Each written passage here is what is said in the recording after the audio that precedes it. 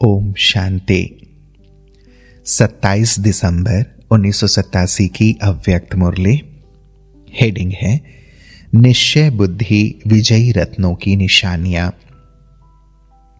बेफिक्र बादशाह बनाने वाले, माया के तूफानों से पार ले जाने वाले बाप दादा अपने निश्चय बुद्धि विजयी रत्नों प्रति बोले। आज बाप दादा अपने चारों ओर के निश्चय बुद्धि विजयी रत्नों को देख रहे हैं। हर एक बच्चे के निश्चय की निशानियां देख रहे हैं। निश्चय की विशेष निशानियां: पहला, जैसा निश्चय वैसा कर्म। वाणी में हर समय चेहरे पर रूहानी नशा दिखाई देगा। दूसरा, हर कर्म संकल्प में विजय सहज प्रत्यक्ष फल के रूप में अनुभव होगी। मेहनत के रूप में नहीं, लेकिन प्रत्यक्ष फल व अधिकार के रूप में विजय अनुभव होगी। तीसरा, अपने श्रेष्ठ भाग्य, श्रेष्ठ जीवन व बाप और परिवार के संबंध संपर्क द्वारा 1% भी संशय संकल्प मात्र भी नहीं होगा। चौथा, क्वेश्चन मार्क समाप्त, हर बात में बिंदु बन बिंदु लगाने वाले होंगे। पांचवा, निश्चय बुद्धि हर समय अपने को बेफिक्र बादशाह सहज स्वतः अनुभव करेंगे, अर्थात बार बार स्मृति लाने की मेहनत नहीं करनी पड़ेगी। मैं बादशाह हूं यह कहने की मेहनत नहीं करनी पड़ेगी, लेकिन सदा स्थिति के श्रेष्ठ आसन व सिंहासन पर स्थित हैं ही। जैसे लौकिक जीवन में कोई भी परिस्थिति प्रमाण स्थिति बनती है, चाहे दुख की चाहे सुख की, उस स्थिति की अनुभूति में स्वतः ही रहते हैं। बार बार मेहनत नहीं करते मैं सुखी हूं व मैं दुखी हूं। बेफिक्र बादशाह की स्थिति का अनुभव सहज होता है। अज्ञानी जीवन में परिस्थितियों प्रमाण स्थिति बनती है, लेकिन शक्तिशाली अलौकिक ब्राह्मण जीवन में परिस्थिति प्रमाण स्थिति नहीं बनती। लेकिन बेफिक्र बादशाह की स्थिति व श्रेष्ठ स्थिति बाप दादा द्वारा प्राप्त हुई नॉलेज की लाइट माइट द्वारा, याद की शक्ति द्वारा, जिसको कहेंगे ज्ञान और योग की शक्तियों का वर्षा बाप द्वारा मिलता है। तो ब्राह्मण जीवन में बाप के वर्षे द्वारा व सद्गुरु के वरदान द्वारा वह भाग्य विधाता द्वारा प्राप्त हुए श्रेष्ठ भाग्य द्वारा स्थिति प्राप्त होती है। अगर परिस्थिति के आधार पर स्थिति है तो शक्तिशाली कौन हुआ? परिस्थिति पावरफुल हो जाएगी ना। और परिस्थिति के आधार पर स्थिति बनाने वाला कभी भी अचल अडोल नहीं रह सकता। जैसे अज्ञानी जीवन में अभी अभी देखो बहुत खुशी में नाच रहे हैं और अभी अभी उल्टे सोए हुए हैं, तो अलौकिक जीवन में ऐसी हलचल वाली स्थिति नहीं होती। परिस्थिति के आधार पर नहीं, लेकिन अपने वर्षे और वरदान के आधार पर व अपनी श्रेष्ठ स्थिति के आधार पर परिस्थिति को परिवर्तन करने वाला होगा। तो निश्चय बुद्धि इस कारण सदा बेफिक्र बादशाह है, क्योंकि फिक्र होता है तो अप्राप्ति व कमी होने के कारण। अगर सर्व प्राप्ति स्वरूप है, मास्टर सर्वशक्तिवान है, तो फिक्र किस बात का। छठवां, निश्चय बुद्धि अर्थात सदा बाप पर बलिहार जाने वाले। बलिहार अर्थात सर्वंश समर्पित, सर्ववंश सहित समर्पित। चाहे देह भान में लाने वाले विकारों का वंश, चाहे देह के संबंध का वंश, चाहे देह के विनाशी पदार्थों की इच्छाओं का वंश, सर्ववंश में यह सब आ जाता है। सर्वंश समर्पित व सर्वंश त्यागी एक ही बात है। समर्पित होना इसको नहीं कहा जाता कि मधुबन में बैठ गए व सेवा केंद्रों पर बैठ गए। यह भी एक सीढ़ी है जो सेवा अर्थ अपने को अर्पण करते हैं, लेकिन सर्वंश अर्पित यह सीढ़ी की मंजिल है। एक सीढ़ी चढ़ गए, लेकिन मंजिल पर पहुंचने वाले निश्चय बुद्धि की निशानी है तीनों ही वंश सहित अर्पित। तीनों ही बातें स्पष्ट जान गए ना। वंश तब समाप्त होता है जब स्वप्न व संकल्प में भी अंश मात्र नहीं। अगर अंश है तो वंश पैदा हो ही जाएगा। इसलिए सर्वंश त्यागी की परिभाषा अति गुह्य है। यह भी कभी सुनाएंगे। 7वां, निश्चय बुद्धि सदा बेफिक्र निश्चिंत होगा। हर बात में विजय प्राप्त होने के नशे में निश्चित अनुभव करेगा। तो निश्चय, निश्चिंत और निश्चित यह हर समय अनुभव करेगा। 8वां, वह सदा स्वयं भी नशे में रहेंगे और उनके नशे को देख दूसरों को भी यह रूहानी नशा अनुभव होगा। औरों को भी रूहानी नशे में बाप की मदद से स्वयं की स्थिति से अनुभव कराएगा। निश्चय बुद्धि की व रूहानी नशे में रहने वाले के जीवन की विशेषताएं क्या होंगी? पहली बात, जितना ही श्रेष्ठ नशा उतना ही निमित्त भाव हर जीवन के चरित्र में होगा। निमित्त भाव की विशेषता के कारण निर्माण बुद्धि, बुद्धि पर ध्यान देना। जितनी निर्माण बुद्धि होगी उतनी निर्माण, नव निर्माण कहते हो ना, तो नव निर्माण करने वाली बुद्धि होगी तो निर्माण भी होंगे, निर्माण भी होंगे। जहां यह विशेषताएं हैं उसको ही कहा जाता है निश्चय बुद्धि विजयी। निमित्त, निर्माण और निर्माण। निश्चय बुद्धि की भाषा क्या होगी? निश्चय बुद्धि की भाषा में सदा मधुरता तो कॉमन बात है, लेकिन उदारता होगी। उदारता का अर्थ है सर्व आत्माओं के प्रति आगे बढ़ाने की उदारता होगी। पहले आप, मैं नहीं। उदारता अर्थात दूसरे को आगे रखना। जैसे ब्रह्मा बाप ने सदैव पहले जगदम्बा व बच्चों को रखा। मेरे से भी तीखी जगदम्बा है, मेरे से भी तीखे यह बच्चे हैं। यह उदारता की भाषा है। और जहां उदारता है, स्वयं के प्रति आगे रहने की इच्छा नहीं, वहां ड्रामा अनुसार स्वतः ही मनिच्छित फल प्राप्त हो ही जाता है। जितना स्वयं इच्छा मात्रम अविद्या की स्थिति में रहते, उतना बाप और परिवार अच्छा योग्य समझ उसको ही पहले रखते हैं।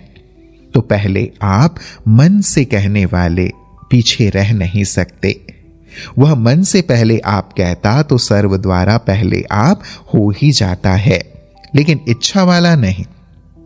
तो निश्चय बुद्धि की भाषा सदा उदारता वाली भाषा, संतुष्टता की भाषा, सर्व के कल्याण की भाषा।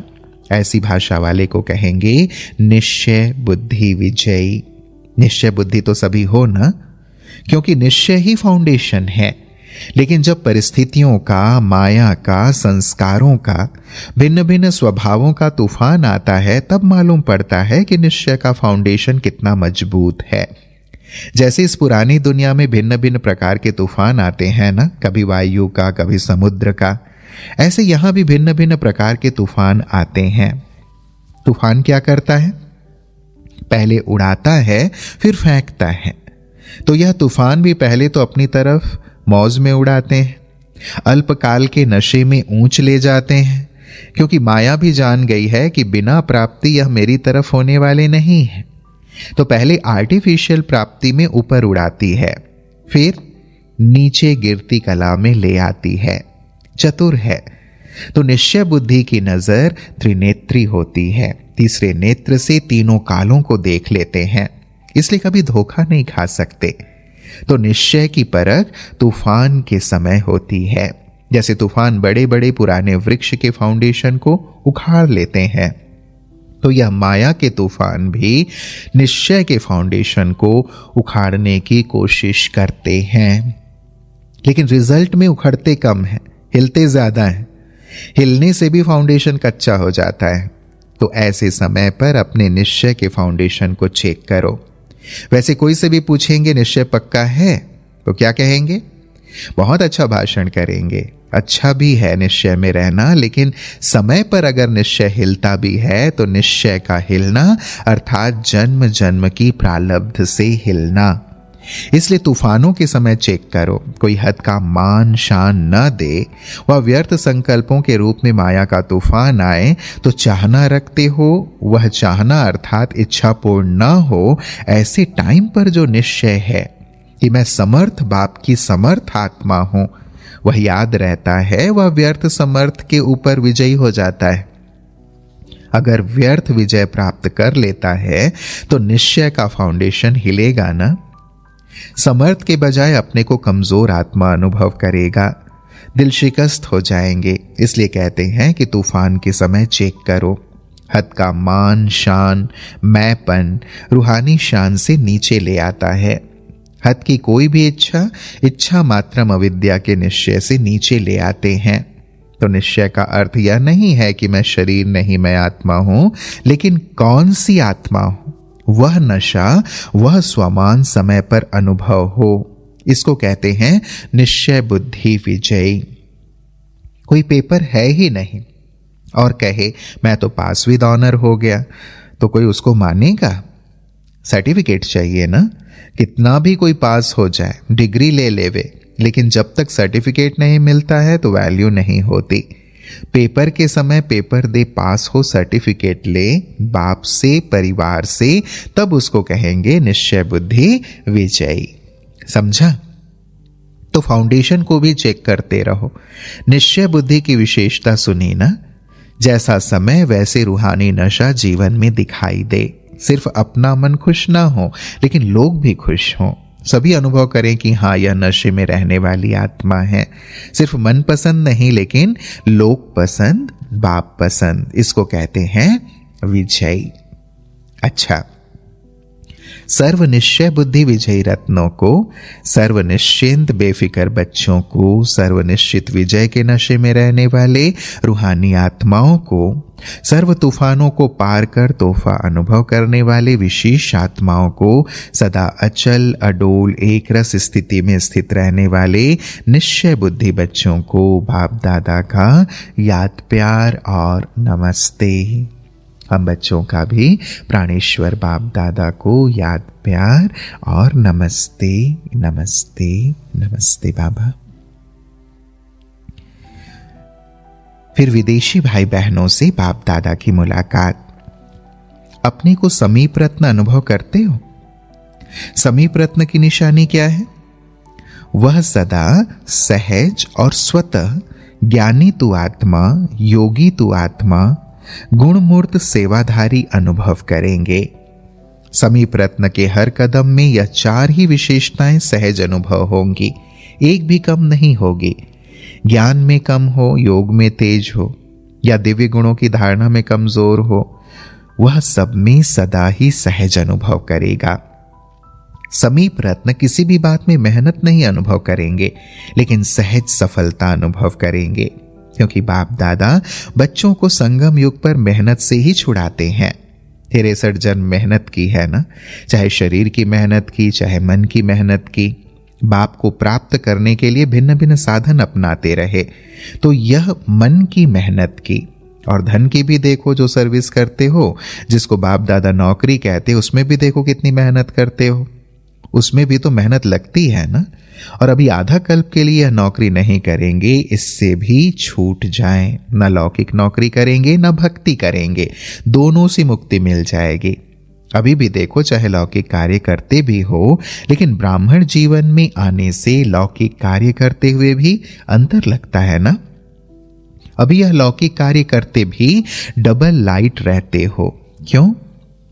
क्योंकि लौकिक कार्य करते भी यह खुशी रहती है कि यह कार्य अलौकिक सेवा के निमित्त कर रहे हैं। अपने मन की तो इच्छाएं नहीं है ना, तो जहां इच्छा होती है वहां मेहनत लगती है। अभी निमित्त मात्र करते हो, क्योंकि मालूम है कि तन मन धन तीनों लगाने से एक का पदम गुणा अविनाशी बैंक में जमा हो रहा है। फिर जमा किया हुआ खाते रहना। पुरुषार्थ से योग लगाने का, ज्ञान सुनने सुनाने का, इस मेहनत से भी छूट जाएंगे। कभी कभी क्लासेस सुनकर थक जाते हैं ना, वहां तो लौकिक राजनीतिक पढ़ाई भी जो होगी ना, वह भी खेल खेल में होगी। इतने किताब नहीं याद करने पड़ेंगे, सब मेहनत से छूट जाएंगे। कईयों को पढ़ाई का भी बोझ होता है। संगम युग पर मेहनत से छूटने के संस्कार भरते हो। चाहे माया के तूफान आते भी हैं, लेकिन यह माया से विजय प्राप्त करना भी एक खेल समझते हो, मेहनत नहीं। खेल में भी क्या होता है? जीत प्राप्त करना होता है ना। तो माया से भी विजय प्राप्त करने का खेल करते हो। खेल लगता है या बड़ी बात लगती है? जब मास्टर सर्वशक्तिवान स्टेज पर स्थित होते हो तो खेल लगेगा और ही चैलेंज करते हो कि आधा कल्प के लिए विदाई लेकर जाओ। तो विदाई समारोह मनाने आती है, लड़ने नहीं आती है। विजयी रत्न हर समय हर कार्य में विजयी हैं। विजयी हो ना? बच्चों ने कहा हां जी। तो वहां जाकर भी हां जी करना। फिर भी अच्छी बहादुर हो गए हैं। पहले थोड़े जल्दी घबरा जाते थे, अभी बहादुर हो गए हैं, अभी अनुभवी हो गए हैं। तो अनुभव की अथॉरिटी वाले हो गए, परखने की भी शक्ति आ गई है, इसलिए घबराते नहीं हैं। अनेक बार के विजयी थे, हैं और रहेंगे, यही स्मृति सदा रखना। अच्छा, फिर विदाई के समय दादियों से, दादी जानकी बंबई से 3-4 दिन का चक्र लगाकर आई हैं। तो बाबा ने कहा अभी से ही चक्रवर्ती बन गई। अच्छा है, यहां भी सेवा है, वहां भी सेवा की। यहां रहते भी सेवा करते और जहां जाते वहां भी सेवा हो जाती। सेवा का ठेका बहुत बड़ा लिया है। बड़े ठेकेदार हो ना? छोटे छोटे ठेकेदार तो बहुत हैं, लेकिन बड़े ठेकेदार को बड़ा काम करना पड़ता है। बाबा आज मुरली सुनते बहुत मजा आया, दादी ने कहा। है ही मजा। अच्छा है, आप लोग कैच करके औरों को क्लियर कर सकते हो। सभी तो एक जैसे कैच कर नहीं सकते। जैसे जगदम्बा मुरली सुनकर क्लियर करके सहज करके सभी को धारण कराती रही, ऐसे अभी आप निमित्त हो। कई नए नए तो समझ भी नहीं सकते हैं, लेकिन बाप दादा सिर्फ सामने वाले को नहीं देखते, जो बैठे हैं सभा में उन्हें ही नहीं देखते, सभी को सामने रखते हैं। फिर भी सामने अनन्य होते हैं तो उन्हों के प्रति निकलता है। आप लोग तो पढ़कर भी कैच कर सकते हो। अच्छा, फिर पार्टियों के साथ अव्यक्त बाप दादा की मुलाकात। पहली पार्टी, स्वयं को स्वराज्य अधिकारी राजयोगी श्रेष्ठ आत्माएं अनुभव करते हो?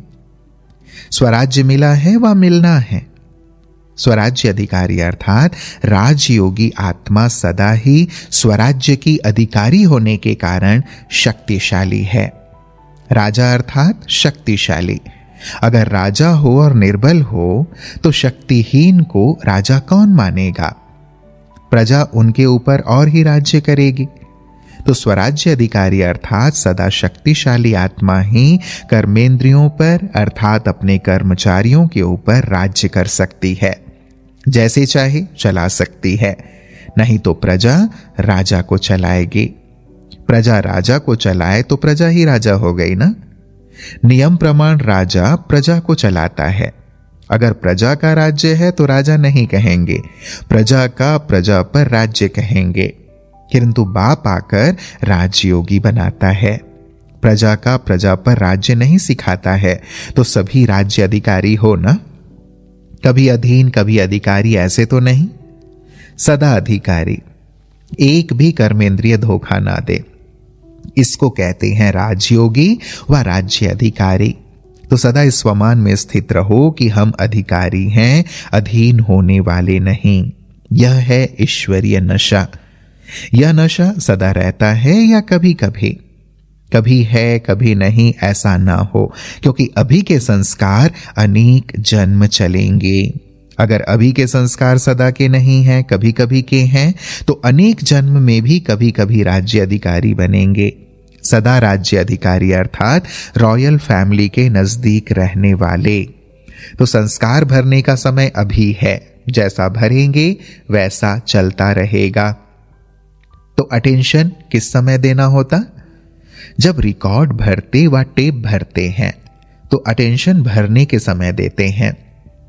चलने के समय तो चलता ही रहेगा, लेकिन भरने के समय जैसा भरेंगे वैसे चलता रहेगा। तो भरने का समय अभी है, अभी नहीं तो कभी नहीं। फिर अटेंशन देना चाहो तो भी नहीं दे सकेंगे, क्योंकि भरने का समय समाप्त हो जाएगा। फिर जो भरा वह चलता रहेगा। अच्छा, दूसरी पार्टी, सदा अपने को स्वदर्शन चक्रधारी आत्माएं अनुभव करते हो? स्वदर्शन चक्रधारी अर्थात जहां स्वदर्शन चक्र है वहां अनेक माया के चक्कर समाप्त हो जाते हैं। तो माया के अनेक चक्करों से बचने वाले अर्थात स्वदर्शन चक्रधारी। जहां माया के चक्कर हैं वहां स्वदर्शन चक्र नहीं, क्योंकि स्वदर्शन चक्र शक्तिशाली है। इस शक्तिशाली चक्र के आगे माया स्वतः ही भाग जाती है। तो ऐसे बने हो, स्वप्न में भी माया का चक्कर वार ना करे। पहले भी सुनाया है कि जो बाप के गले का हार है वह कभी माया से हार खा नहीं सकते। अगर माया से हार खाते हैं तो बाप के गले का हार नहीं बन सकते। तो गले का हार हो या हार खाने वाले हो, बाप ने सभी बच्चों को महावीर विजयी बनाया, एक भी कमजोर नहीं। तो महावीर की निशानी है यह स्वदर्शन चक्र। सदा स्वदर्शन चक्र चलता रहे तो स्वतः सहज विजयी रहेंगे। यह बाप की विशेषता है जो सभी को चक्रधारी बनाते हैं, सभी को श्रेष्ठ भाग्यवान बनाते हैं। बाप किसी को भी कम नहीं बनाते। बाप एक जैसा सभी को मालामाल बनाते हैं। बाप एक ही समय सभी को सब खजाने देता है, अलग नहीं देता। लेकिन नंबर क्यों बनते हैं? लेने वाले नंबरवार बन जाते हैं, देने वाला नंबरवार नहीं बनाता। सब बाप के स्नेही सहयोगी तो हो ही, लेकिन शक्तिशाली बनने में अंतर पड़ जाता है। बाप दादा तो सबको महावीर रूप में देखता है। अच्छा, सदा बाप के दिल में रहने वाले और सदा बाप को दिल पर बिठाने वाले, सदा बाप के दिल में रहने वाले ही निरंतर योगी हैं। तीसरी पार्टी, सदा अपने को राजऋषि समझते हो। एक तरफ है राज्य, दूसरी तरफ है वैराग्य। दोनों का बैलेंस हो। बेहद का वैराग वैराग नहीं लेकिन प्राप्ति स्वरूप बना देता है, क्योंकि पुरानी दुनिया से वैराग लाते हो और नई दुनिया के मालिक बन जाते हो। तो नाम वैराग है लेकिन मिलती प्राप्ति है। छोड़ने में ही लेना है, एक देते हो और पदम लेते हो। तो बेहद का वैराग राज्य भाग्य दिलाने वाला है। एक जन्म के लिए वैराग, अनेक जन्मों के लिए सदा श्रेष्ठ भाग्य। ऐसे राजऋषि हो। राजऋषि कुमार और कुमारियों का ही गायन है। ऐसी राजऋषि आत्माओं को विश्व की आत्माएं दिल से प्यार करती हैं। चैतन्य से भी ज्यादा आपके जड़ चित्रों को प्यार से याद करते हैं, क्योंकि त्याग का भाग्य प्राप्त हुआ है। तो ऐसे राजऋषि आत्माएं हैं, इस नशे में सदा रहो। अच्छा, ओम शांति।